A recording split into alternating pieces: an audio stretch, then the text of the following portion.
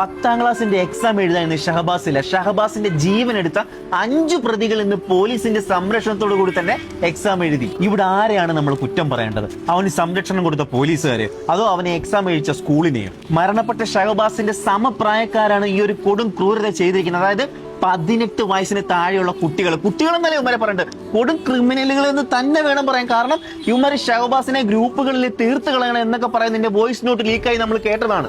കൊന്നു കളയാനുള്ള ധൈര്യം ഇവന്മാർക്ക് എവിടുന്ന് കിട്ടി?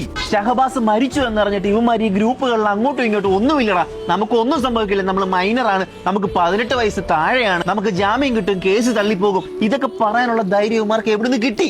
നിയമം, നമ്മുടെ നിയമം എന്താണെന്ന് ഇവന്മാർക്ക് നല്ലോണം അറിയാം. ഇവന്മാരെ സംരക്ഷിക്കാൻ പോലീസ് ഉണ്ടെന്നറിയാം. ഇവന്മാർക്ക് എക്സാം എഴുതാൻ പറ്റുമെന്നറിയാം. നാളെ ഇവന്മാർക്ക് ജാമ്യം കിട്ടി ഒരു കുഴപ്പമില്ലാതെ പുറത്തിറങ്ങി നടക്കാൻ പറ്റുമെന്ന് ഇവന്മാർക്ക് അറിയാം. ഇവിടെ മാറേണ്ടത് നമ്മുടെ നാട്ടിലെ നിയമമാണ്. പുറത്തെ രാജ്യങ്ങളിലെ പോലെ തലയ്ക്ക് തല കണ്ണിന് കണ്ണ് എന്ന് പറഞ്ഞ നിയമം നമ്മുടെ നാട്ടിൽ വരണം. തെറ്റ് ചെയ്തവന് മാപ്പ് കൊടുക്കണോ വേണ്ടയോ എന്ന് തീരുമാനിക്കേണ്ടത് ഇരയാക്കപ്പെട്ടവന്റെ കുടുംബമായിരിക്കണം. നമ്മുടെ നിയമത്തിൽ എന്തെങ്കിലും മാറ്റം വന്നില്ലെങ്കിൽ ഇനിയും ഇതുപോലുള്ള കൊടും ക്രൂരതകൾ തന്നെയായിരിക്കും ഉണ്ടാവാൻ പോകുന്നത്. ഇവിടെ നമ്മൾ പോലീസിനെ കുറ്റം പറഞ്ഞിട്ട് ഒരു കാര്യവുമില്ല.